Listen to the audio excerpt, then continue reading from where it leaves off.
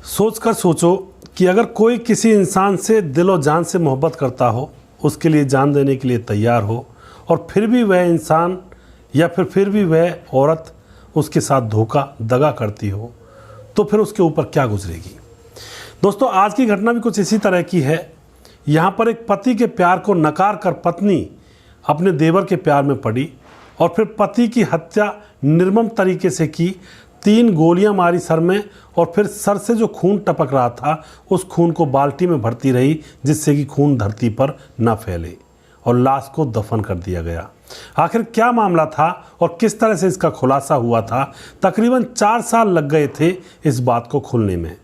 पूरी सच्चाई जानने के लिए वीडियो को अंत तक जरूर देखिएगा।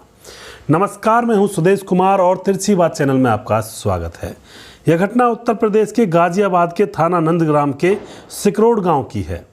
सिकरोड गांव के अंदर चंद्रवीर नाम का एक शख्स रहा करता है, जिसकी उम्र 38 साल है, और उसका भाई जिसका नाम भूरे है, छोटा भाई है, और उसकी पत्नी का नाम सबिता है जो कि 35 साल की है, और चंद्रवीर की एक 16 साल की बेटी भी है जिसका नाम दीपा है। ये सभी लोग अपने घर में रहा करते हैं। चंद्रवीर का भाई भूरे भी अपने साथ ही रहा करता है। अब धीरे धीरे कुछ समय गुजर रहा होता है तो चंद्रवीर का एक चचेरा भाई होता है जिसका नाम अरुण होता है, जो कि 27 साल का है। 4 साल पहले चंद्रवीर ने एक ज़मीन 1 लाख रुपए में बेच दी थी। कोई छोटी मोटी ज़मीन का टुकड़ा था और किसी ने उसको ख़रीदा तो 1 लाख रुपए उसे मिले थे।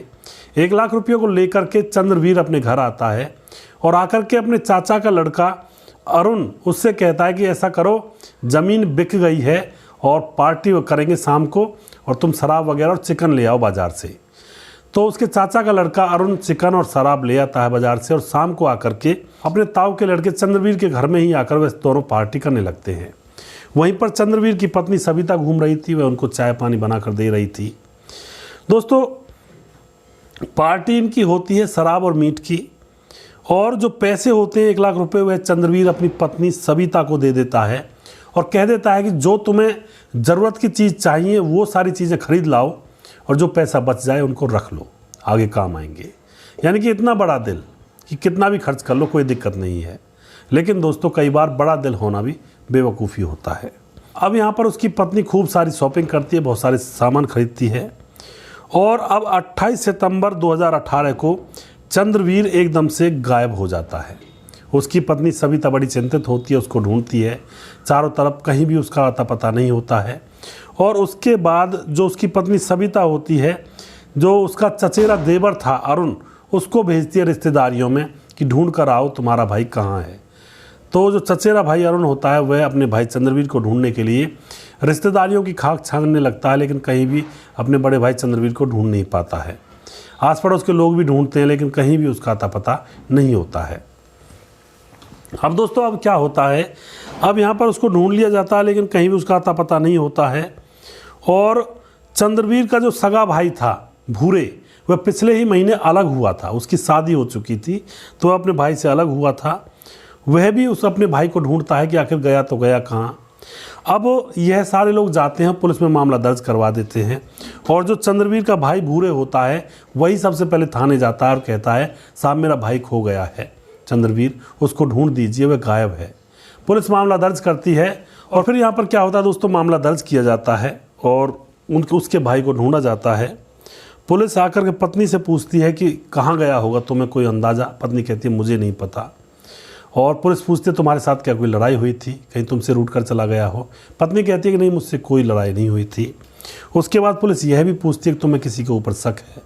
तो जो पत्नी होती है सबिता, वह कहती है कि मेरा जो देवर है, मेरे पति का छोटा भाई भूरे, उसने मेरे पति को शायद कहीं ना कहीं गायब किया है, क्योंकि पिछले महीने वह न्यारा हुआ था, अलग हुआ था। अब पुलिस उस भूरे को भी गिरफ्तार कर लेती है, चंद्रवीर के छोटे भाई को, और उससे सख्ती से पूछताछ करती है। लेकिन भूरे बार बार गिड़गिड़ा कर ये कहता है कि साहब मैं अपने भाई को गायब करता तो मैं रिपोर्ट दर्ज करवाने क्यों आता? मुझे तो उसी दिन से चिंता हो रही है कि मेरा भाई आखिर गया तो गया कहाँ। तो पुलिस अपनी पूछताछ अच्छी तरह से करती है तो कोई भी क्लू नहीं मिलता है और भूरे को छोड़ दिया जाता है। अब यह केस पेंडिंग में पड़ जाता है और तकरीबन 4 साल गुजर जाते हैं। अब कोई भी इस केस के बारे में छानबीन नहीं कर रहा था। इधर जो पत्नी होती है वह भी शांत बैठ जाती है, घर वाले भी शांत हो जाते हैं। और दोस्तों अब एसएसपी मुनिराज थाने में आते हैं, उनकी बदली होती है 4 साल बाद, और वह पुरानी फाइलों को खोलते हैं और पुरानी फाइलों में यह केस भी उनको मिलता है।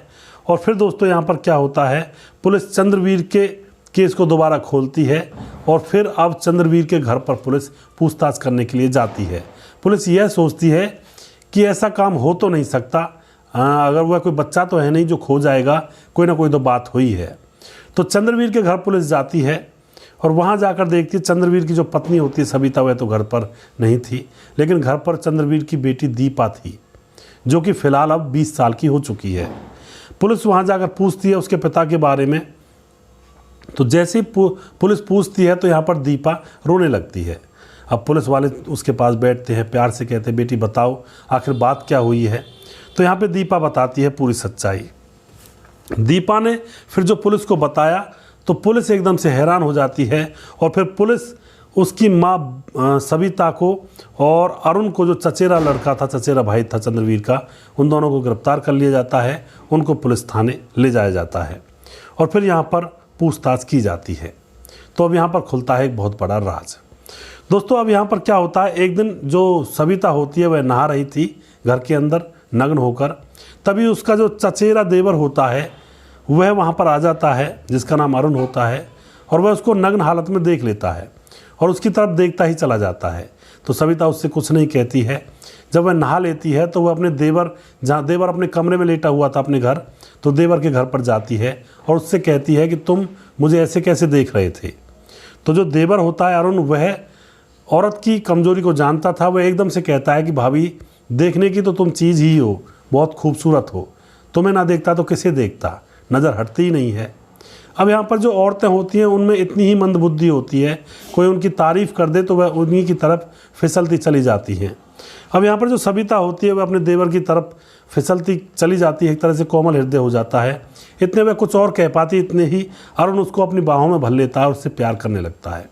इन दोनों के बीच में अब संबंध बनने लगते हैं और रोज़ रोज़ इन दोनों के बीच में प्रेम प्रसंग अब होने लगते हैं। दोस्तों एक दिन ये दोनों संबंध बना रहे थे। जो बेटी होती है दीपा, वह स्कूल गई हुई थी और फिर चंद्रवीर यानी कि सविता का पति वहाँ पर आ जाता है और इन दोनों को रंगे हाथों पकड़ लेता है। रंगे हाथों जैसे पकड़ लेता है तो अपने चाचा के लड़के अरुण से कहता है तू आज के बाद मेरे घर नहीं आएगा। अपनी पत्नी को समझाता है कि तू ऐसा मत कर, ये अच्छी बात नहीं है, गंदी बातें हैं। लेकिन दोस्तों कहाँ मानने वाला होता है वह इंसान जिसके दिमाग पर भूत सवार होता है इस आस्की का। अब 28 अक्टूबर 2018 की रात थी और जो उसकी पत्नी सविता थी और अरुण था, दोनों देवर भाभी बात करते हैं कि इसको रास्ते से हटाना होगा और फिर हमारे रास्ते खुले खुलाए हैं, फिर हम ज़िंदगी भर प्यार करेंगे और इसको इस तरह से रास्ते से हटाएंगे जो पुलिस ढूंढती रह जाएगी, ना इसकी लाश मिलेगी और ना इसका पता मिलेगा।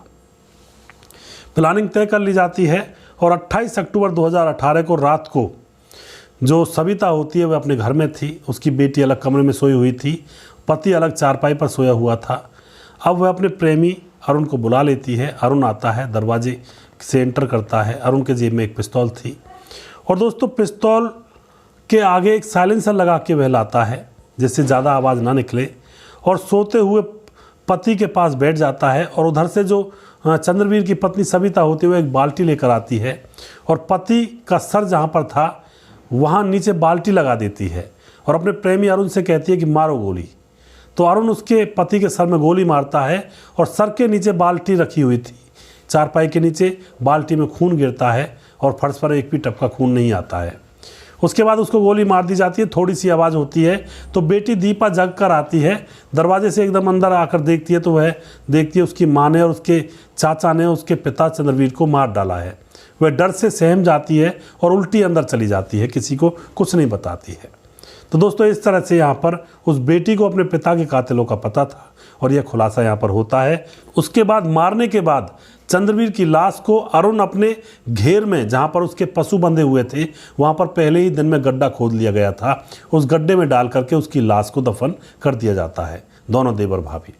उसके बाद जब दोस्तों 4 साल के बाद पुलिस उस गड्ढे को खुदवाती है तो वहाँ से कुछ कंकाल मिलते हैं और उन कंकालों को निकाला जाता है, डीएनए टेस्ट वगैरह किया जाता है तो पता चलता है कि यही चंद्रवीर की लाश है। तो इस तरह से एक वहसी औरत ने अपने पति की जान ले ली जो कि उससे बहुत प्यार करता था और वह भाई भी भाई कैसा था चाचा का ही भले था, लेकिन था तो भाई, जिसने एक औरत के चक्कर में आकर अपने भाई की जान ले ली।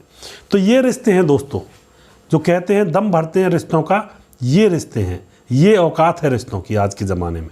कलयुग चला हुआ है, कलयुग में रिश्ते ज़्यादा अहमियत नहीं रखते हैं। जब तक ऊपर ऊपर से काम बनता रहता है तब तक तो ठीक है, और जिस दिन ये लगता है रिश्तों में कि ये इंसान बेकार है, यह किसी काम का नहीं है, परिवार के लिए ना हमारे लिए, तो उसके ऊपर ठोकर लगा दी जाती है और उसको छोड़ दिया जाता है यूं ही तड़पने के लिए, और कई बार हत्याएं कर दी जाती हैं, जैसा कि इस केस में हुआ है। तो ये है रिश्तों की सच्चाई। दोस्तों, प्यार से रहें, समझदारी से रहें, घर को बसा कर रखें। ऐसे कुत्ते बिल्लियों के से ऐब करने में कोई इंसानियत नहीं है। हमें इंसान का जन्म मिला है बहुत कुछ अच्छे कार्य करने के लिए, लेकिन हम वही पशु वृत्ति में वापस लग जाते हैं और जीवन को बर्बाद कर लेते हैं। अगर आपको हमारा वीडियो अच्छा लगता है तो इसको शेयर ज़रूर कर दिया करें। अगला प्रोग्राम बहुत जल्दी फिर से लेकर आऊँगा किसी सच्ची घटना के ऊपर। तब तक आप खुश रहें, सावधान रहें, रिश्तों की अहमियत को समझें। जय हिंद, जय भारत।